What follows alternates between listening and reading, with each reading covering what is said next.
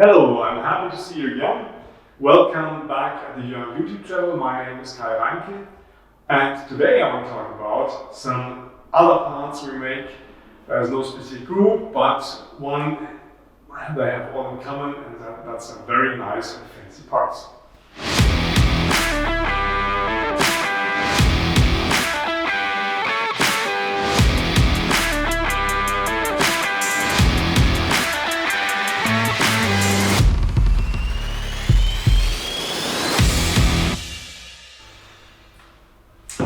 Okay, we are back in the meeting room next to our foyer, where we have been a while ago again already.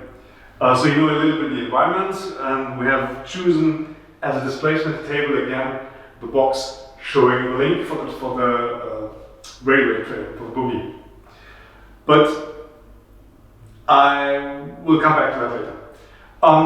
Last time we talked about vibration coupling mounts for cabin mounts, for example, and basically this is a similar principle. So here we have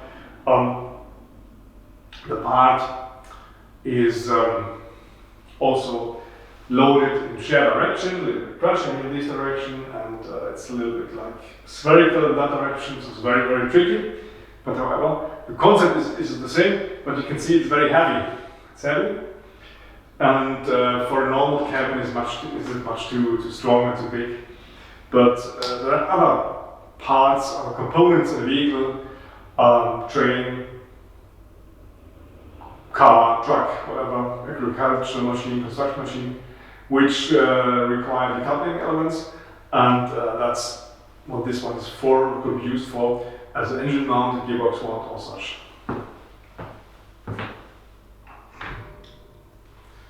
So, another nice part is this one. This looks like a little bit very difficult to see, but it has a very straight and complicated contour. And to understand better what this part is about, we've cut it into pieces. So that's the cut through that part, so that's the rotational part. And what you can see here, number one, is made of two identical upper and lower parts, which are pressed together. And one thing you can see is a double layer rubber part, in order to get a good spread between stiffness in that direction and that direction. And the angles here of these cones have been developed very, very carefully, because the requirement of the customer in that terms was very, very specific. But of course we achieved that with this design. And well, advantage or disadvantage depending on the point of view. Advantage for us, it's a rather expensive part, because the inner part made of alloy is machined and the outer part is machined as well, so that makes it pretty expensive. The production volume is not that high, and of course the function requirement was there, so it made sense to design a part like this.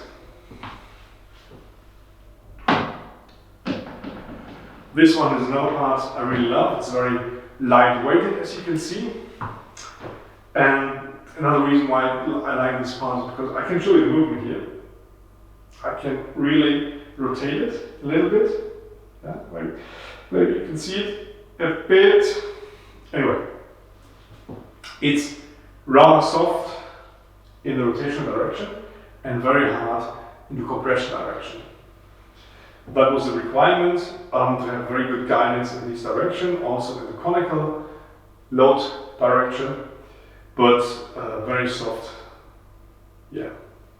for rotation. How did we achieve that? We achieved that by many rubber layers, very thin rubber layers. You may guess how many little rubber layers we have? Well, difficult to count, so that's why I will help you. It's 15 rubber layers. And one is about 1.5 millimeters thick. Very nice part, and tricky. Last but not least, here we have a big link used in a railway bogie, could be also used in a truck chassis, but our focus for these products is the railway industry. This one is a much smaller link, or rod, what do you call it? but this one works together with many other small links of this size. They are rotationally fitted and altogether give you a coupling of heavy machines, for example, in order to reduce the vibration. There we have on one side we have a more or less normal bush, and here we have a conical bush, which is a mixture between a bush and a spherical mount. Well, that's it for the moment. I've talked about the links for the railways here already, and yeah. Well, we've changed the parts of the display board a little bit. The display board itself, with the link for the railway buoy, is remaining the same. And the last two parts I want to talk about today. Number one is a compression spring.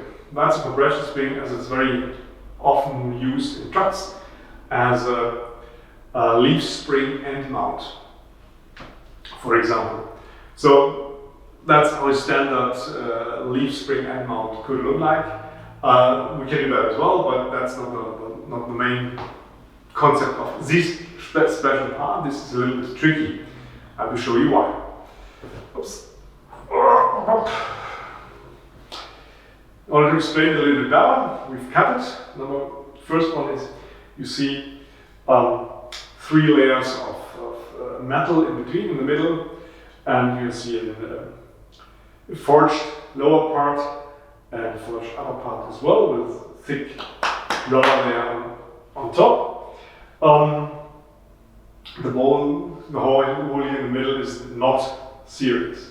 So that's, without the hole, that's a very normal compression spring. Our idea now is adding a metal pin to the middle. Why? Okay, I'll put that back because it's heavy. Oops. Compression springs are, of course, normally used with compression loads, but of course they have this very, very high shear load applied as well, in this direction and also in this direction. And sometimes the movement is that significant that the upper and lower part is very far away from the original position, so that the truck in that case could really become disbalanced. So it needs some stops. That's technology which is already known, that's not a big deal. So the upper part is so kind of bended in all directions, gives you great stop in different lateral directions, it works perfectly. But that requires lots of space. And you don't have that space normally. So what you do, you have two options. Either you don't add the side stops, which is a risk in terms of function when the shear load is too high, or you just reduce the rubber surface, the rubber area, and that decreases the bearable load. So that's not a good idea. So what we do, we just drilled a hole in it, use a metal pin, put it inside.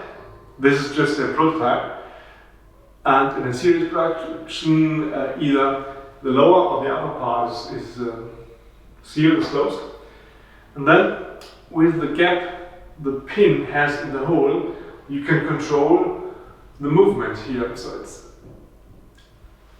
it's moving like that, pendling, so to speak, and then the movement is limited by touching the upper or the lower metal sheets.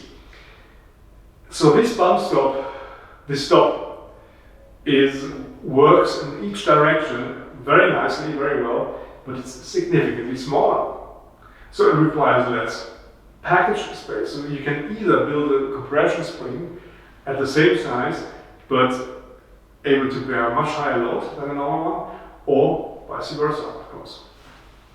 Another idea is, why do we have to drill the hole in the middle? It could be eccentric as well, because the load applied to the spring is eccentric as well. Normally you have the leaf spring touches the compression spring on one side.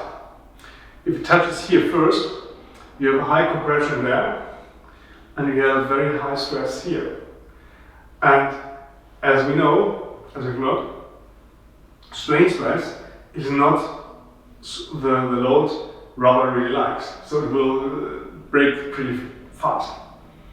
But if you increase the stiffness significantly on that side, compared to the other side, of course, and the compression, the high compression here, the flapping angle, so to speak, is much smaller.